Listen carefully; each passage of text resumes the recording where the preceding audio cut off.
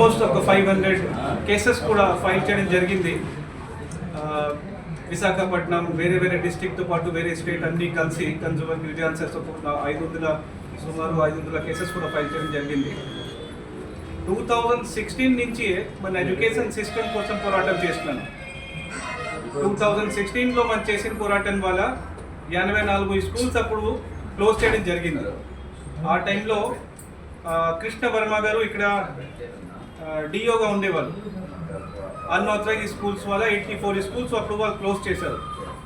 2017లో కూడా 27-28 స్కూల్స్ మళ్ళీ క్లోజ్ చేయడం జరిగింది. బట్ ఈరోజు మన ప్రపంచం పరిస్థితి ఎలా ఉంది అంటే everything depending upon the education అండి. ఎందుకంటే ఒక నేషనల్ లెవెల్లో కానీ స్టేట్ లెవెల్లో కానీ పిల్లల భవిష్యత్ బాగా అవ్వాలి అయితే education is most important.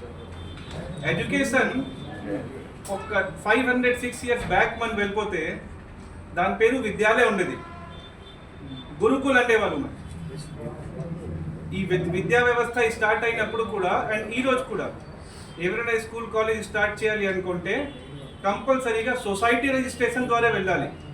Society registration అంటే నో లాస్ నో ప్రాఫిట్, అంటే డబ్బు సంపాదన చేయడానికి విద్యా వ్యవస్థ రన్ చేయకూడదు. బట్ ఈలో జరుగుతుంది ఏంటి, డబ్బు సంపాదన చేయడానికి విద్యా వ్యవస్థ స్టార్ట్ చేయడం జరుగుతుంది. So this is completely wrong అండి. ఆల్మోస్ట్ లాస్ట్ 10-11 ఇయర్స్ నుంచి మనం నేషనల్ లెవెల్లో ఫైటింగ్ చేస్తున్నాను. గవర్నమెంట్ ఆఫ్ ఇండియా నుంచి అండ్ గవర్నమెంట్ ఆఫ్ ఆంధ్రప్రదేశ్ నుంచి, గవర్నమెంట్ ఆఫ్ తెలంగాణ నుంచి, మెయిన్లీ 2 రాష్ట్రాల్లో. ఇప్పుడు కొన్ని ఇంపార్టెంట్ పాయింట్స్ ఉన్నాయి ఎడ్యుకేషన్ గురించి. ఇప్పుడు మన మధ్యలో మీ అందరూ చూసే ఉంటారు, మీడియాలో బాగా హైలైట్ అయింది లాస్ట్ 1 వీక్ నుంచి, కాక్రోచ్ పార్టీ చూసే ఉంటారు. బీజేపీ లాగే ఒకటి భారతీయ జనతా పార్టీ బదులు కాక్రోచ్ జనతా పార్టీ. ఇవన్నీ ఎందుకు వస్తుంది అండి? ఈరోజు మనందరూ బ్లేమ్ చేస్తున్నాను, మన పిల్లలకి జాబ్ రావట్లేదు, మాకు జాబ్ రావట్లేదు. ఎందుకు రావట్లేదు అంటే విద్యా వ్యవస్థ బాగాలేదు. మన కంట్రీలో విద్యా వ్యవస్థ కరెక్ట్గా లేదు. ఎందుకంటే సబ్జెక్ట్ చెప్పుకొని వెళ్ళిపోతున్నారు అందరూ, జాబ్ ఏ సబ్జెక్ట్ వల్ల రావాలి ఇది తెలియదు. ఒక్కసారి ఆలోచన చేసి చెప్పండి, మీరు 9th క్లాస్లో 10th క్లాస్లో చదువుకొని మ్యాథమెటిక్స్ ఈరోజు మీకు ఉపయోగపడుతుందా? కెమిస్ట్రీ ఫిజిక్స్ చదువుకొని ఉపయోగపడుతుందా? లైఫ్లో పడదు. అది ఎందుకు నేర్పిస్తారు కూడా తెలియదు. ప్లస్ ఇప్పుడు కొత్తగా స్టార్ట్ అయింది ఏంటంటే మనందరికీ ఉంటుంది మా పిల్లలు మెడికల్ చేసుకుంటే బాగుంటుంది, అదర్వైజ్ ఇంజనీరింగ్ చేసుకుంటే బాగుంటుంది, ఐఐటి పాస్ అయిపోతే మంచి లైఫ్ ఉంటుంది. దీనికి బేస్ చేసి ఇప్పుడు విద్యా వ్యవస్థ వాళ్ళు ఏం చేస్తున్నారంటే స్టాండర్డ్ 6th నుంచి 7th నుంచి ఐఐటి అండ్ నీట్ ప్రిపరేషన్ పెట్టేస్తున్నారు. ఐఐటి ఎంట్రన్స్ ఎగ్జామ్స్ కానీ మెడికల్ ఎంట్రన్స్ ఎగ్జామ్స్ కానీ ఈ రెండు 11th and 12th అంటే ఇంటర్మీడియట్ కోర్స్లో డిపెండ్ చేసి ఉంటుంది. మీకు 10th వరకు చదువుకొని ఏదైనా సబ్జెక్ట్ అందులో నుంచి మీకు ఎంట్రన్స్ ఎగ్జామ్స్లో రాదు. ఐఐటి కానీ ఇంజనీరింగ్ కానీ మెడికల్ ఎంట్రన్స్ రాయాలి అయితే కంపల్సరీ అది 11th and 12th బేస్ చేసి ఉంటుంది. 11th, 12thలో చదువుకున్న తర్వాత ఇంజనీరింగ్ ఎగ్జామ్ రాయాలి, మెడికల్ ఎగ్జామ్ రాయాలి తప్ప 6th క్లాస్ పాస్ అయిన వెంటనే కాదు. బట్ ఈరోజు మన స్టేట్లో చూస్తే ఎవ్రీవేర్ ఈ స్టాండర్డ్ 6th నుంచి ఐఐటి పేరు చెప్పేసి మెడికల్ పేరు చెప్పేసి లక్ష అమౌంట్ కలెక్ట్ చేయడం జరుగుతుంది.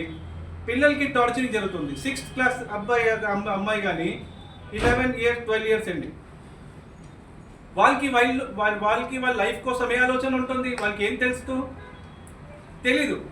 బట్ అప్పటి నుంచి ఐఐటి మెడికల్లో వాళ్ళకి పెట్టుకొని అన్నెసెసరీగా వాళ్ళ లైఫ్ పాడు చేసేస్తున్నారు. End of the day result ఏం వస్తుంది? కొంతమంది బాగా ప్రిపేర్ అవుతున్నారు, బట్ మిడిల్ రేంజ్ వాళ్ళ కెరియర్ పాడైపోతుంది. వాళ్ళకి వేరే కెరియర్ కనిపించట్లేదు.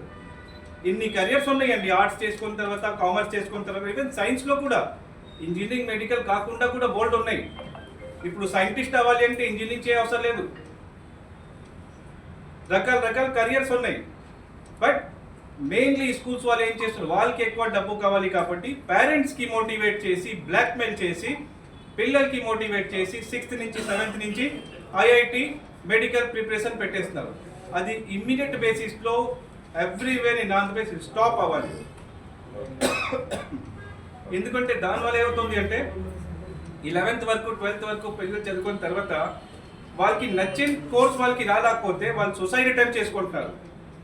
రీసెంట్లీ లాస్ట్ 2025లో నాకు ఆయన ఏం కనిపించట్లేదు, మంచి ఫ్యామిలీ వాళ్ళు, ఫైనాన్షియల్ ప్రాబ్లమ్స్ ఏం లేదు, బట్ ఒకటే వాళ్ళ తండ్రి ఇచ్చిన ప్రెషర్ వాళ్ళ స్కూల్లో ఉండి ప్రెషర్ వాళ్ళ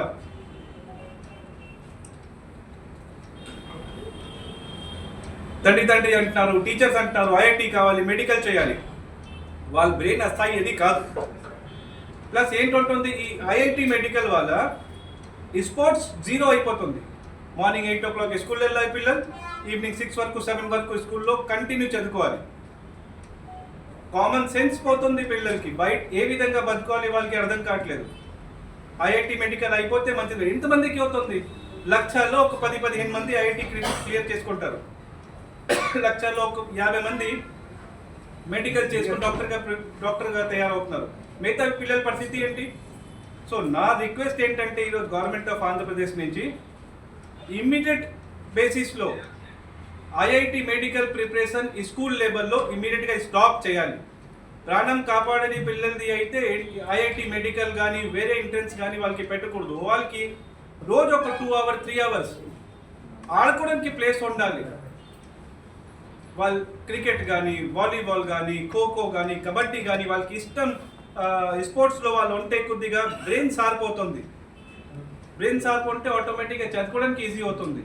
ఇదే విషయంలో లాస్ట్ వీక్ మన union minister for education Dharmendra Pradhan గారికి, పిఎం మోదీ గారికి అండ్ ప్రిన్సిపల్ సెక్రటరీ యూనియన్ మినిస్టర్కి, our honourable chief minister Chandrababu Naidu గారికి, honourable education minister Nara Lokesh గారికి అండ్ సేమ్ టైంలో ఆల్ డిస్ట్రిక్ట్ ఎడ్యుకేషన్ ఆఫీసర్స్కి, ప్రిన్సిపల్ సెక్రటరీకి, ఈ అందరికి మన మెమోరాండం సబ్మిట్ చేయడం జరిగింది. మెమోరాండం సబ్మిట్ చేసిన తర్వాత ఈరోజు ప్రెస్ మీటింగ్ కండక్ట్ చేశాను. ఈరోజు ప్రెస్ మీటింగ్ కండక్ట్ చేయడానికి మెయిన్ కారణం ఒకటే, పిల్లల మీదలో ఉన్నాయి